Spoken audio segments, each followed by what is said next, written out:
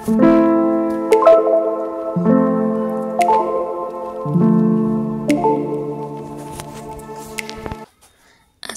আলাইকুম, welcome to সীমাস lifestyle.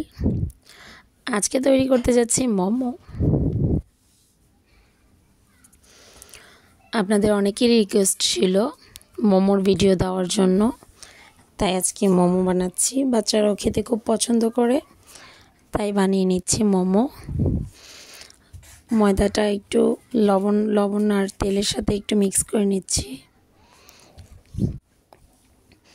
অনেকক্ষণের গুঁড়ো ইয়েটার সাথেই মিক্স করে নিচ্ছি। একটু বেকিং পাউডার দেওয়া যেতে পারে, তবে আমি একবারই সাদা পানি আর লবণ দিয়ে করেছি। একটু তেল দিয়েছি, বেশি ইনগ্রিডিয়েন্টস ইউজ করিনি। এখানে কাঁচামরিচ কুচো করে নিয়েছি, কাঁচামরিচ আর পেঁয়াজ কুচো করে নিয়েছি। কাঁচামরিচ আর পেঁয়াজ কুচো করে নেওয়ার পর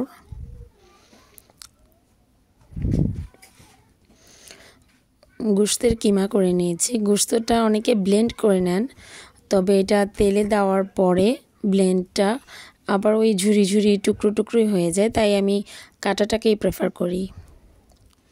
এই যে কুচো করে নিয়েছি, সবগুলো রেডি করে নিয়েছি।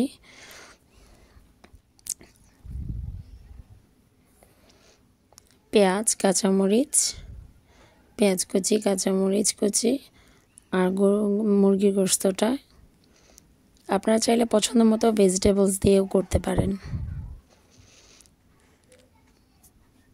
এটা খুবই ভালো একটা হেলদি ফুড বাচ্চাদের জন্য। বাচ্চারা বাইরের খাবার বেশি পছন্দ করে, তাদের জন্য আমি মনে করি অন্যান্য খাবার ভাজা পোড়া বেশি না খাইয়ে মোমোটা খাওয়ালে অ্যাসিডিটিটা কম হবে, ওদের পেটও ভরবে, কোনো সাইড এফেক্টও হবে না আশা করি। পেঁয়াজ কাঁচামরিচ কুচি, লবণ, তেল আর সয়া সস দিয়ে মাখিয়ে নিচ্ছি। মাখিয়ে নিয়ে কিছুক্ষণ রেখে দেব, অল্প কিছুক্ষণ। ময়দাটাও আমি বেশিক্ষণ রাখিনি, বেশিক্ষণ রাখলে এটা ময়দাটা একটু পানি ছেড়ে দেয়, তাই যতটা তাড়াতাড়ি সম্ভব বানিয়ে নিলে হয়। এটা অল্প সময় লাগে।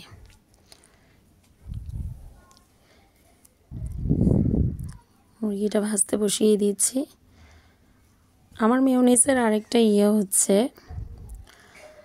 আমি একটু ভেজে নিই। অনেকে কাঁচা মোমোটা দিতে পছন্দ করেন, ময়দার ডোটাতে কাঁচা গোশতটা দিলে আমার কাছে ভালো লাগে না, কারণ মোমোটা সিদ্ধ হতে বেশি টাইম লাগে না। তো ভাজা মোমোটা দিলে কাঁচা কাঁচা গন্ধটা আসার সন্দেহটা চলে যায়, প্লাস খেতেও টেস্ট লাগে আমি মনে করি। তাই ভেজে নিচ্ছি মুরগিটা, মাখানো মুরগিটা ভেজে নিচ্ছি।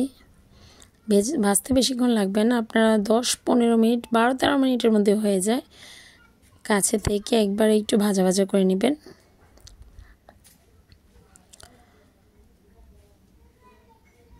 একটা নামিয়ে নিয়ে আমি ভিতরে ডোটা তৈরি করতে থাকবো, আর পাশে গরম পানি বসিয়ে দিয়েছিলাম। গরম পানি হয়ে গেছে, আমি এখন এটাকে তেল ব্রাশ করে নিব। জালিটাতে তেল ব্রাশ করে নিয়েছি, এখন মোমোগুলি দিয়ে দিচ্ছি।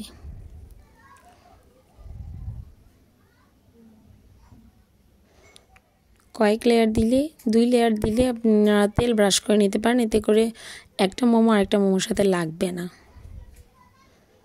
হয়ে গেছে আমার মোমো।